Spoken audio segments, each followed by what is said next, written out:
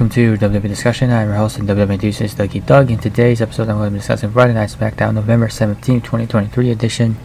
And this edition of SmackDown featured LA Knight taking on Jimmy Uso, and also the latest match added to the Survivor Series card. Well, there were a couple. Santos Escobar vs. Carlito was one, and then you had the women's WarGame match being added to the card with the teams taking shape. And with that, we'll go ahead and get right into the action, starting with a number one contenders match for a tag team title match. Brawling Brutes versus Pretty Deadly versus Street Profits. And it is interesting that the Profits would win this match and set up a match with the tag team champions, given that the champs are the top bad guys on Raw, and the number one contenders are currently going through a rebuild to make themselves villains as well. But booking logic aside, it should be a good match next Friday night.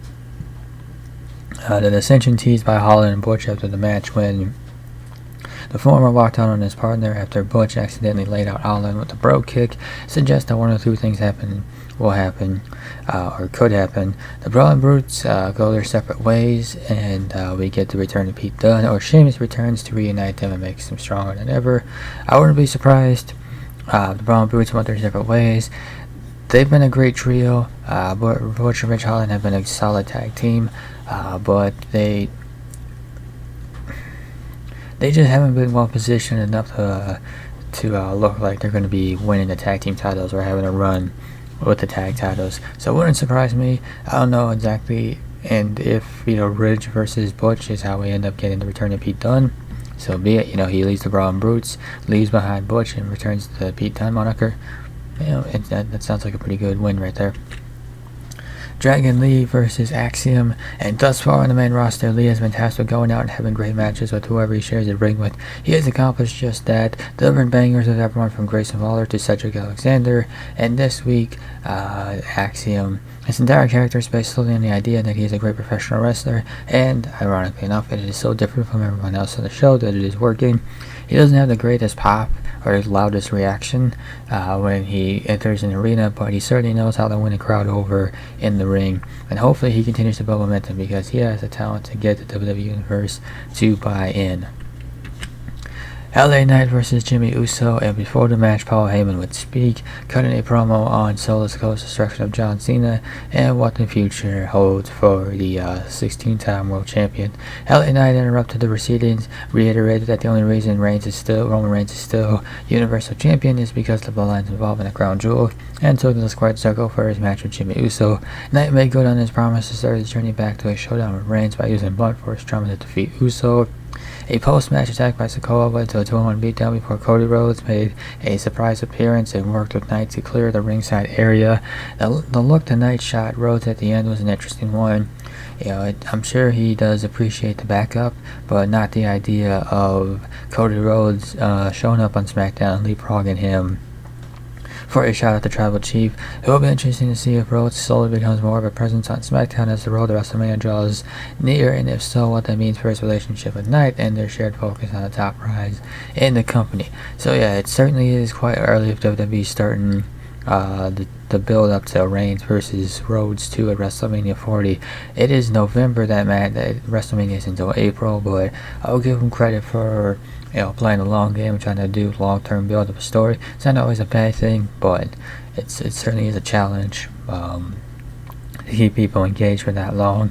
But the other interesting thing too is that Rhodes is a member of the Raw roster, so you gotta figure that one out before you get. You gotta figure that one out because there's been a bit more since the GMs were announced. It seems like WWE is committed to the separate rosters thing. But when you have just one random member of Monday Night Raw showing up, and then you gotta kind of put a lid on that before it gets out of hand, or you gotta find a way to excuse it before it just. You gotta find a way to come up with a reason for it, make it make sense. Other than Rhodes wants another shot at Reigns. And then to close out the show, we found out who the fourth member of Team Bianca is, and that is Becky Lynch.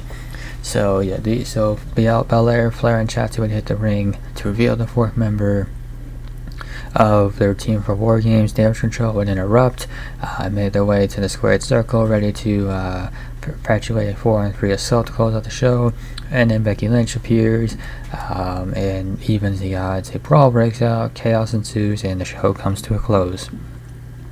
The Lynch reveal was executed well, even if it was fairly obvious, shipping star power to what may be the most jam-packed women's wargame match at this point, and has a history of damage control dating back to the faction's formation just over a year ago, so at least it makes sense, as does Flair's hesitation to reach out to her prior to the segment, considering their lengthy history on and off the screen.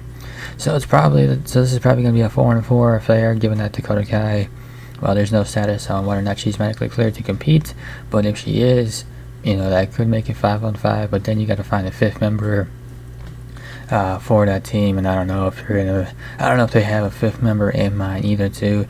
And Becky Lynch might not be the most inspiring choice, but from a star power perspective, it works. And again, she has that history of damage control where it makes sense. And in this instance, you have another Raw superstar appearing on SmackDown, but this isn't going to be like.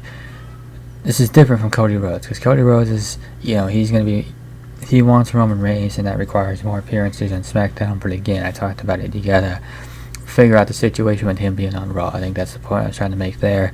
And with Becky Lynch, this is just simply, hey, we're plugging her into WarGames, and then after that, she goes back to Monday Night Raw. So it works. In conclusion, this week's show focused heavily on the women's wargame match at Survivor Series, spotlighting the ever-changing makeup, damage control, and Bayley's shrinking leadership role, as well as the hunt for a 4th partner for Team Bianca. In between, the show featured some solid in-ring action from Dragon Lee and Axum, Cody Rhodes showing up as the march to his expected WrestleMania 40 showdown. Roman Reigns kicks into high gear, and LA Knight further establishing himself as a star. The show did not always hit, not with every segment.